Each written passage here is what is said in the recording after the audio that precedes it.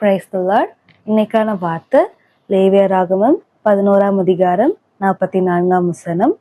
நான் உங்கள் தேவனாகிய கர்த்தர், நான் பரிசுத்தர், ஆகையால் தரையில் ஊறுகிற எந்த பிராணிகளிலும் உங்களை தீட்டுப்படுத்தாமல் உங்களை பரிசுத்தமாக்கிக் கொண்டு பரிசுத்தராயிருப்பீர்களாக. இதுல 2 வார்த்தை பார்க்க முடியுது. தீட்டுப்படுத்தாமல், பரிசுத்தமாக்கி கொண்டு. தீட்டுப்படுத்தாமல் கர்த்தர் ஏன் இதை சொல்றாரு அப்படின்னா, ஒரு பொருள் தீட்டுப்படல, அதை தீட்டுப்படுத்துறாதீங்கன்னு சொல்றாங்க. பரிசுத்தமாக்கி கொண்டு, இதை எதுக்காக இந்த வேர்டை யூஸ் பண்றாங்க அப்படின்னா, அசுத்தமான ஒரு விஷயத்த பரிசுத்தமாக்குங்க அப்படின்னு சொல்றாங்க. தீட்டுப்படுத்தாமலுக்கு எக்ஸாம்பிள் யோசேப்பு. இதுக்கு முன்னாடி வரைக்கும் பாவம் செய்யாத யோசேப்பு போர்த்திபரால பாவத்துக்குள்ள தூண்டும் போது, இழுக்கப்படும் பொழுது பாவத்திற்கு விட்டு விலகி ஓடினான். பரிசுத்தத்தை காத்து கொண்டான், தீட்டுப்படாமல் பார்த்து கொண்டான். தாவீது ராஜா பத்சேபாள் இடத்துல விழுந்துட்டாங்க. கடைசி தருவாயிலையும் ஒரு அழகான வேலைக்காரி தன்னை பார்த்து கொள்ள வரும்பொழுதும் தன்னை இச்சையா பார்க்காம, அவங்க இச்சையா பார்க்காம, தப்பா பார்க்காம, எந்த தப்பும் அவங்களோட செய்யாம, கர்த்தர் இடத்துல நான் ஃபர்ஸ்ட் பாவம் செஞ்சேன், ஆனா இனிமே பாவம் செய்ய மாட்டேங்கிற மன உறுதியோட இருந்தாங்க. அந்த செல்ஃப் கண்ட்ரோல் இருந்தது, இச்சை அடக்கம் அங்கு இருந்தது.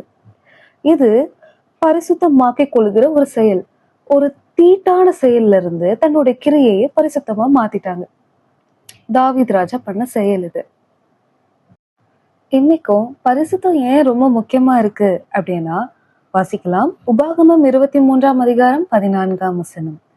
உன் தேவனாகிய கர்த்தர் உன்னை ரட்சிக்கவும் உன் சத்துருக்களை உனக்கு ஒப்பு கொடுக்கவும் உன் பாளையத்திற்குள்ளே உலாவி கொண்டிருக்கிறார்.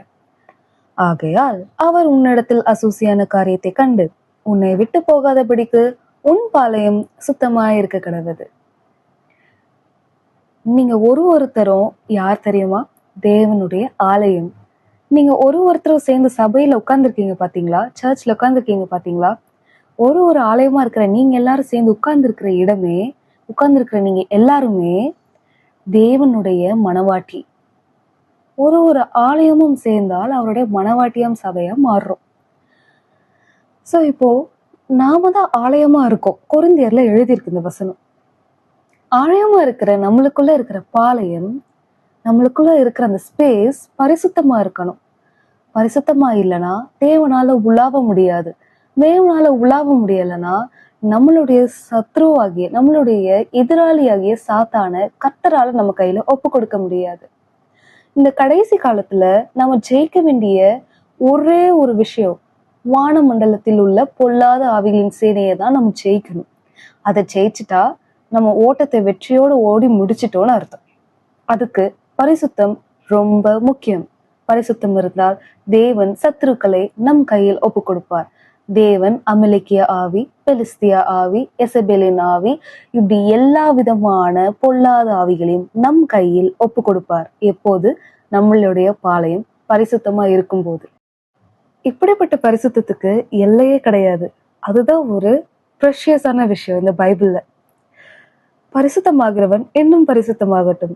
வெளிப்படுத்தின விசேஷம் 22ஆம் அதிகாரம் 11ஆம் வசனம். இன்னும் பரிசுத்தமாகுன்னு கர்த்தர் என்கரேஜ் பண்றாரு.